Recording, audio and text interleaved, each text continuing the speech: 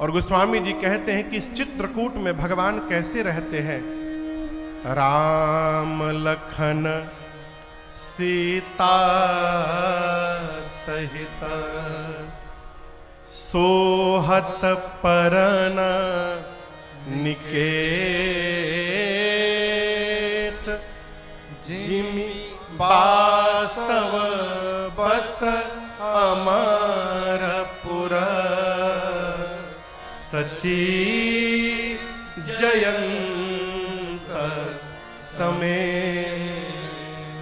पूज्यपाद गोस्वामी श्री तुलसीदास जी कहते हैं कि श्री रघुनाथ जी उस चित्रकूट के पर्णकुटी में मां जानकी और भैया लक्ष्मण के साथ कैसे रहते हैं। जैसे अमरावती देवलोक में देवराज इंद्र मां सची और अपने पुत्र जयंत के साथ जिस ऐश्वर्य से, जिस आनंद से रहते हैं, भगवान चित्रकूट में उतने आनंद से हैं।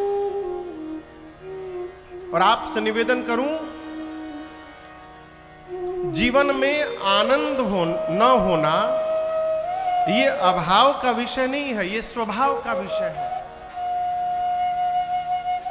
जिसका रोने का यदि स्वभाव बन गया वो ऐश्वर्य में भी रोता दिखाई पड़ेगा, और जिसका आनंद में रहने का स्वभाव बन गया वो अभाव में भी आनंद पूर्वक जीता रहता है। ये स्वभाव जन्य है। इसलिए रोने का स्वभाव समाप्त करिए। आप कहोगे महाराज अभाव में आनंद कैसे रहेगा? रहेगा, यही तो बात है। देखिए, सब कुछ होने के बाद आनंद है तो कौन आनंद है? आनंद तो तब है माई बाप जब जीवन में कुछ ना हो, उसके बाद भी परमानंद बना रहे जीवन में। ये वास्तविक आनंद है। ये आनंद कब आएगा? जब हम ये देखने का प्रयास करेंगे जीवन में कि भगवान ने हमको क्षमता से अधिक प्रदान कर दिया है, आनंद आएगा। आनंद में रहना है तो दर्शन करिए। भगवान ने आपको मिथिला जैसी धरती पर जन्म दिया है, कितना सौभाग्य का विषय है। इस सौभाग्य का दर्शन करिएगा, जीवन में आनंद आएगा। कल्पना करिए यदि भारत के बाहर जन्म मिला होता तो, ईरान में जन्म मिल गया होता तो, इराक में, उधर लिबिया सीरिया में जन्म मिल गया होता तो, जहां सुबह जगा तो रात को बचेगा कि नहीं बचेगा इसका भी कोई अता पता नहीं है, तो क्या होता? जिस धरती पर हमारी किशोरी जी ने जन्म लिया उस धरती पर आपको जन्म प्राप्त हुआ है। ये कितना बड़ा सौभाग्य है। आनंद मनाइए। हमारे महाराज श्री हमसे बार बार कहते हैं, राजन जीवन में बेटा यदि आनंद पूर्वक रहना चाहते हो तो इस बात की सूची कभी मत बनाना कि क्या क्या नहीं मिला है। आनंद पूर्वक रहना चाहते हो तो जीवन में केवल इसकी सूची बनाना कि भगवान ने तुमको क्या क्या प्रदान कर दिया है। हमेशा आनंद बना रहेगा। प्रभु वन में भी एकदम आनंद पूर्वक है। पूज्यपाद गोस्वामी तुलसीदास जी कथा को लेकर के अब श्रीधाम अयोध्या की ओर बढ़े हैं। श्री सुमंत जी अवध पहुंचे, जाकर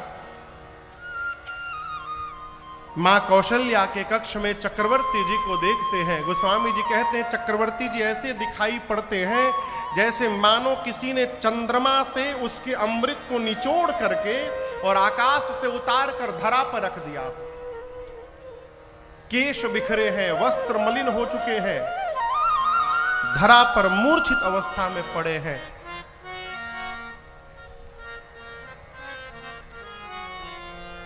पूरे देश में एक ही स्थिति है वो है? सुमंत जी पहुंचे, जा करके श्री चरणों में दंडवत करके कहते, हे जय जीव, आपका सुमंत आपको प्रणाम करता है। देखी सचिव जय जीव कही, कीन्हें दंड प्रणाम। सुनत उठ्यूं व्याकुल नृपते कहो सुमंत्र कहां। जैसे सुमंत जी ने कहा, हे जय जीव, कान में ये शब्द गूंजते मानो चक्रवर्ती जी के मृतक शरीर में प्राण वापस आ गया हो, मूर्छा से तुरंत उठ बैठे और बोले, सुमंत राम कहाँ है? राम को लेकर आए हो ना? सुमंत जी मौन है, कुछ नहीं बोले। महाराज बोले, राम कुशल कहो सखा सने, राम कुशल कहो सखा सने, कहाँ रघुनाथ लखन बैदे, कहाँ रघुनाथ लखन बैदे, आने फेरी की बनही सिधाए, आने बनही सिधाए, सुनत सचिव लोचन जल छाए, सुनत सचिव लोचन जल छाए, सुनत सचिव जल छाए, सुनत सचिव लोचन जल छाए। चक्रवर्ती जी ने कहा, सुमंत मेरे राम कुशल है ना? मैंने कहा था लेकर के आने के लिए, दिखाई नहीं दे रहे हैं। लौटा करके लाए हो कि वन में ही छोड़ के चले आए हो? सुमंत जी कुछ बोले नहीं। जब सुमंत जी कुछ नहीं बोले तो महाराज बोले, सुमंत मौन तोड़ो, आप बोलने में विलंब कर रहे हैं, कहीं मेरा प्राण निकल नहीं जाए। यदि आप मुझे जीवित देखना चाहते हो तो जहां राम है वहां मुझे पहुंचाइए। सुमंत जी ने कहा, महाराज आप ज्ञानी हैं, धर्म धुरंधर है, राम को आपके अलावा दूसरा कौन जानता है? पहले दिन तमसा के तट पर वास हुआ, दूसरे दिन श्रृंगवेरपुर में गंगा जी के तट पर वास हुआ, और तीसरे दिन प्रातःकाल मुझको विदा करके राम गंगा पार करके मेरी आंखों से ओझल हो गए। कहे सुमंत जी, पिताजी के चरणों में मेरा प्रणाम करके कहिएगा राम की चिंता न करें, 14 वर्ष बाद राम स्वयं आकर उनको प्रणाम करेगा। जैसे महाराज ये वाक्य सुने, गोस्वामी जी कहते महाराज के प्राण कंठ में आके फंस गए। प्राण कंठगत भयौ भुआलो, कंठ के नीचे के शरीर के अंग शिथिल हो गए। मां कौशल्या देखी तो व्याकुल हो गई। मां ने श्री चरणों को पकड़कर कहा, महाराज धीरज रखिए प्रभु, यदि आप धैर्य रखेंगे तो मैं कहती हूं 14 वर्ष बाद राम स्वयं आकर आपको प्रणाम करेंगे। महाराज ने पहली बार एक बात कही, कौशल्या आज मुझे धीरज नहीं, आज मुझे उन अंधे माता पिता के श्राप की सुधि आ रही है। तापस अंध श्राप सुधि आए,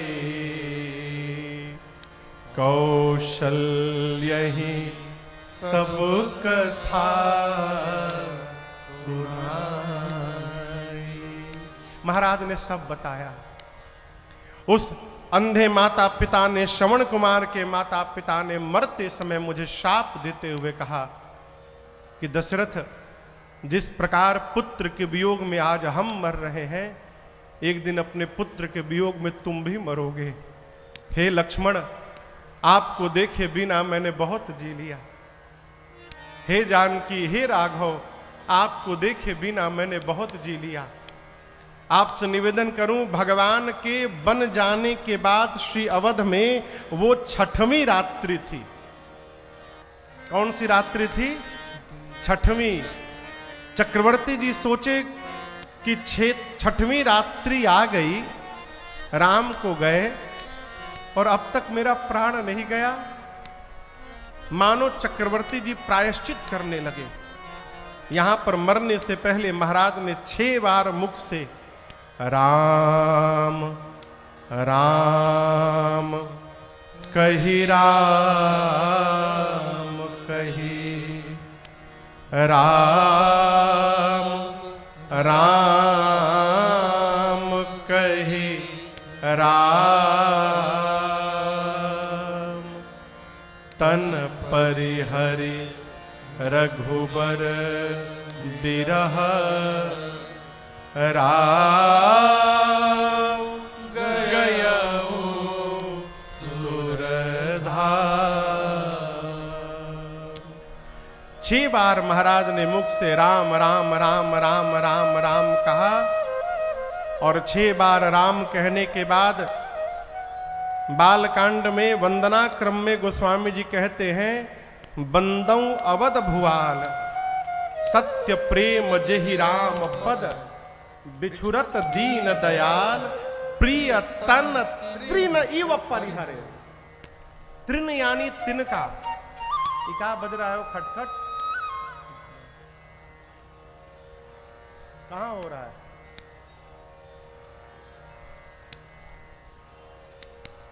यदि आपके कपड़े पर तिनका गिर जाए, मैं आप लोगों से पूछ रहा हूं, तिनका समझ रहे हैं ना?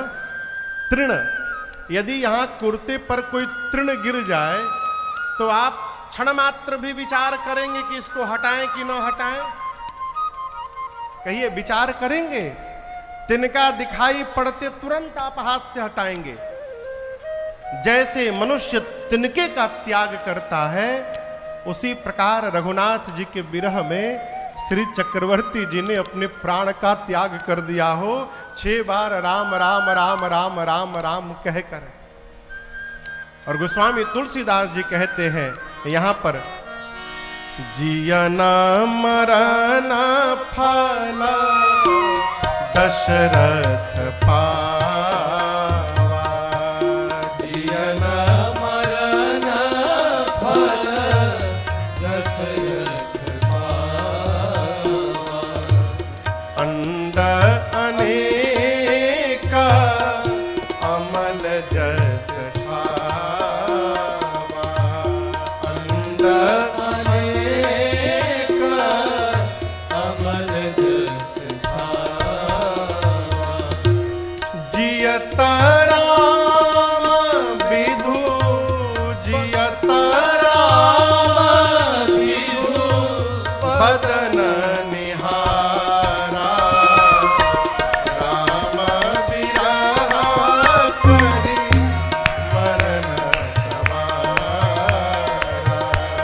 राम विरह करि मरन सवारा,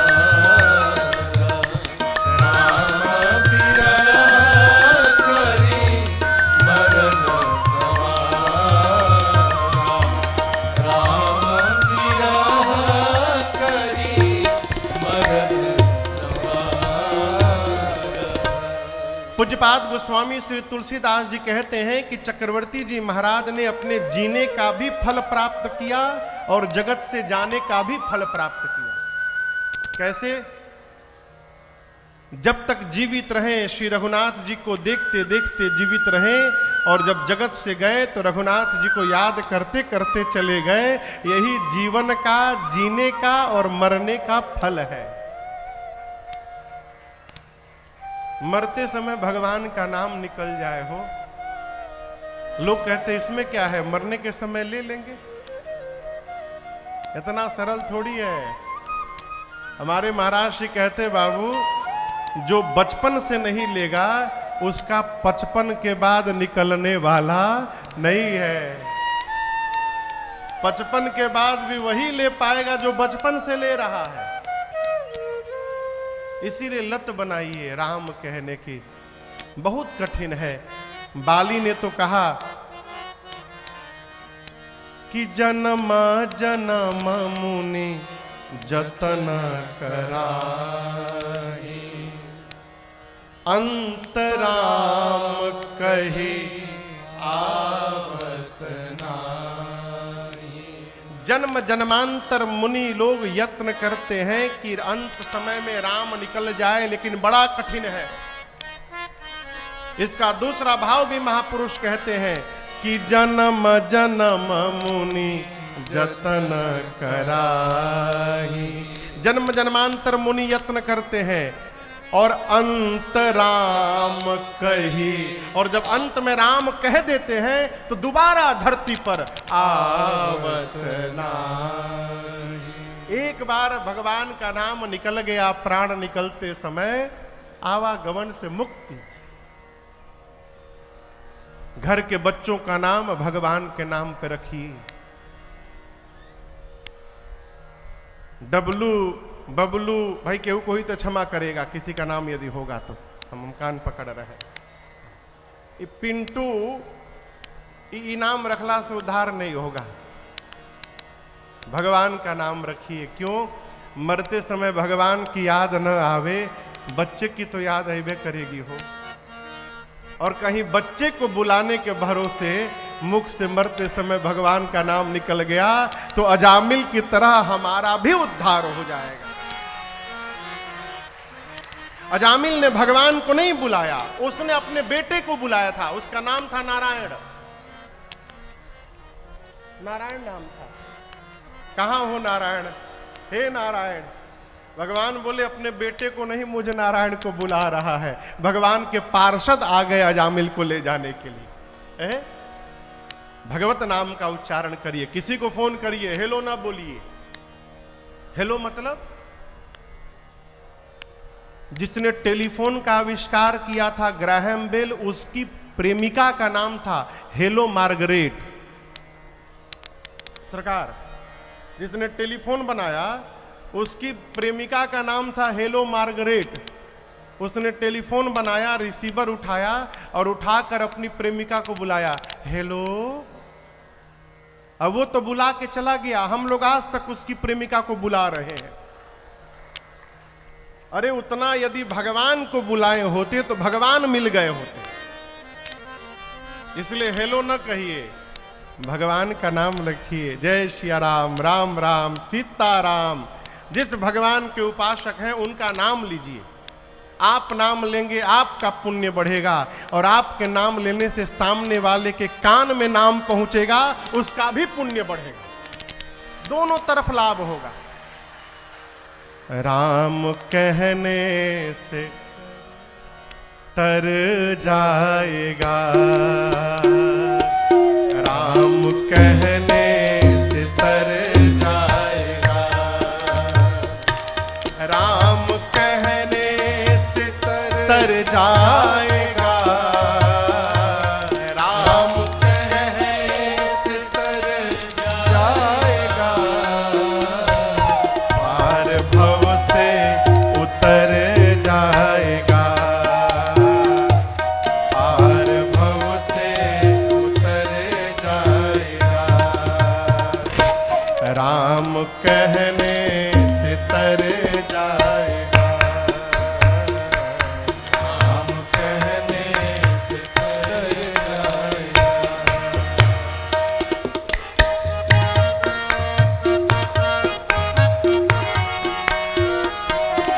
बड़ी मुश्किल से नर तन मिला, बड़ी मुश्किल से नर तन मिला, इनकी करुणा से नर तन मिला, इनकी करुणा से नर तन मिला। सावधान, क्या पता फिर किधर जाएगा,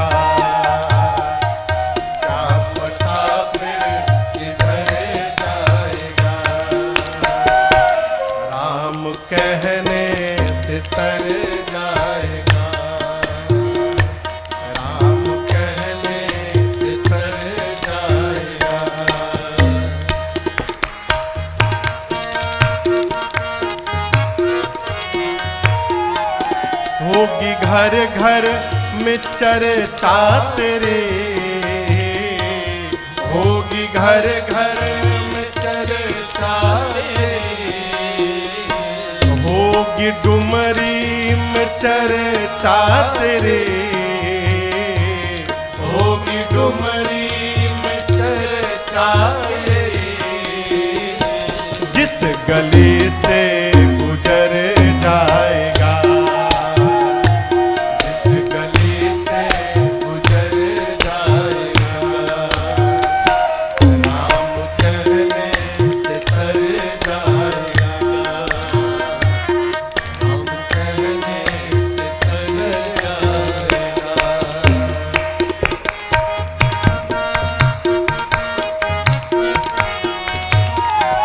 इनके आगे तू झोली फैला, इनके आगे तू झोली फैला, प्रभु के आगे तू झोली फैला, प्रभु के आगे तू झोली फैला, दाता झोली को भर जाएगा,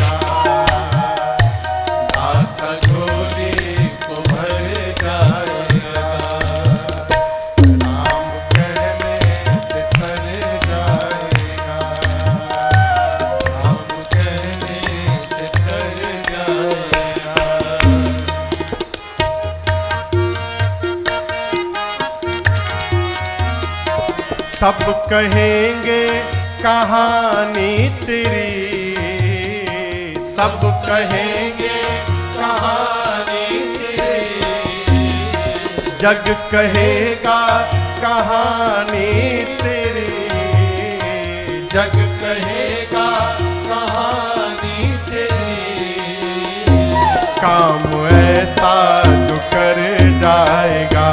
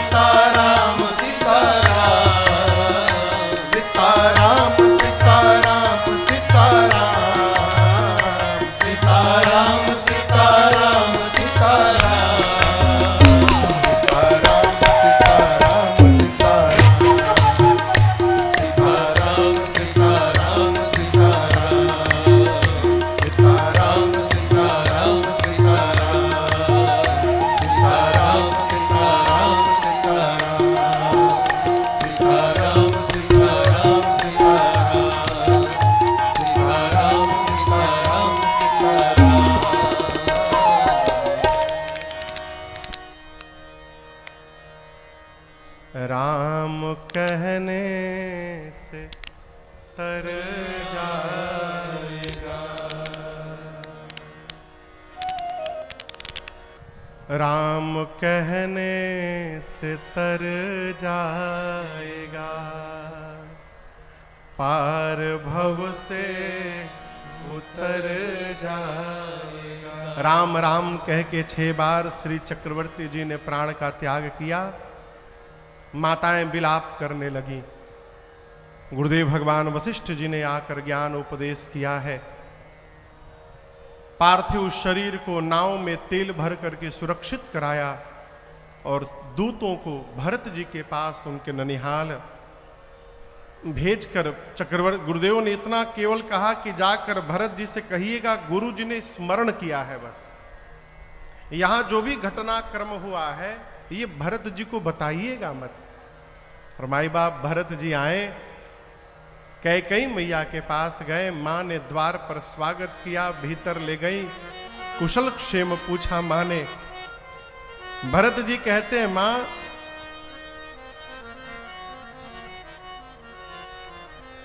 ननिहाल में तो सब कुशल है, लेकिन मैं आज आपसे एक प्रश्न पूछना चाहता हूं मां। आज के पहले जब जब मैं बाहर से वापस घर लौटा हूं तो द्वार पर केवल आप नहीं दिखाई पड़ी हैं, द्वार पर मेरी बड़ी माँ कौशल्या जी और छोटी माँ सुमित्रा जी भी दिखाई पड़ी हैं, मेरे पूज्य पिताजी भी दिखाई पड़े हैं। आज केवल आप खड़ी थी माँ। मुझे बताइए मेरे पिताजी, कहू कहाँ तात कहाँ सब माता, माँ कहाँ सिया राम लखन प्रिय भ्राता। मेरे भैया कहाँ है, मेरा छोटा भाई लक्ष्मण कहाँ है, मेरी माँ स्वरूप मेरी भाभी कहाँ है। माँ आज पहली बार न जाने क्यों मुझे ऐसा प्रतीत हो रहा है कि मानो किसी ने अवध के श्री का हरण कर लिया हो। आज पहली बार अवध की प्रजा मेरा मुख नहीं देखना चाहती है माँ। मेरे घर में सब कुशल है ना यहाँ पर। कैकेयी मैया ने कहा, पुत्र ठीक तो मैंने सब कर लिया था। बेचारी मंथरा ने बड़ी सहायता की, परंतु क्या कहूं पुत्र, विधाता ने एक बात बीच में बिगाड़ दी। भरत जी पूछे क्या हुआ मां? कैकेयी मैया ने कहा, लाला सब ठीक हो गया था, लेकिन क्या कहूं, अचानक आपके पिताजी नहीं रहे आप। और गोस्वामी जी कहते हैं, भरत भैया जैसे सुने पिताश्री नहीं रहे, तात तात हाँ तात पुकारे, हाँ तात कह के भरत जी खड़े खड़े गिर पड़े। जैसे जल से मछली को निकाल करके बाहर कर दीजिए, मछली तड़पने लगती है, भरत जी तड़पने लगे हो। मां ने संभाल किया। भरत जी ने पूछा कारण बताओ, पिताजी को कोई व्याधि नहीं थी मां। और यहां दर्शन करिए, मां कैकेयी ने कुछ छिपाव नहीं किया।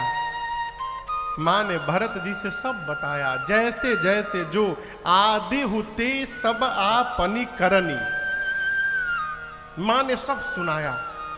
और भरत जी जैसे सुने कि मेरे भैया भाभी और छोटे भैया लक्ष्मण ये तीनों वन में चले गए और उनके जाने के वियोग में पिताजी चले गए, ये बात सुनते भरत जी राम महाराज की मृत्यु भूल गए। गोस्वामी जी स्पष्ट लिखते हैं, भरत ही बिसर्यो पितु मरना, सुनत राम बन हे तू अपन पौ जानि जिया, थकित रहे। सामान्य सिद्धांत कहता है, जीवन में जब बड़ा कष्ट आता है ना, तो उसके आगे छोटा कष्ट भूल जाता है। अब तक तो भरत जी रो रहे थे, पिताजी नहीं रहे। जब सुने कि भैया वन में चले गए, तो भरत जी पिताजी की मृत्यु भूल गए। और मन ही मन मां कैकेयी से कहते हैं, कैकेयी आप कह रही हैं कि भैया के वियोग में पिताश्री चले गए, ये सत्य बिल्कुल नहीं है। पिताजी भैया के वियोग में नहीं गए, पिताजी जानबूझकर प्राण त्याग किए होंगे। क्यों? वो जानते थे यदि जीवित रहेंगे तो इस पापी भरत का मुख देखना पड़ेगा, इस पापी का मुख न देखना पड़े, इसलिए मेरे आने के पहले ही पिताजी चले गए। न तुम अपराधी हो न मंत्र अपराधी है, कोई अपराधी है तो ये पापी भरत है। मोर जन्म रघुबर बनला, भरत जी कहते हैं कि मेरा जन्म ही भैया को वन भेजने के लिए हुआ है। यहां पर भरत जी ने मां कैकेयी को बहुत कुछ सुनाया, बहुत कुछ सुनाया। क्या सुनाया भरत जी जाने, पाठ में भले पढ़ ली।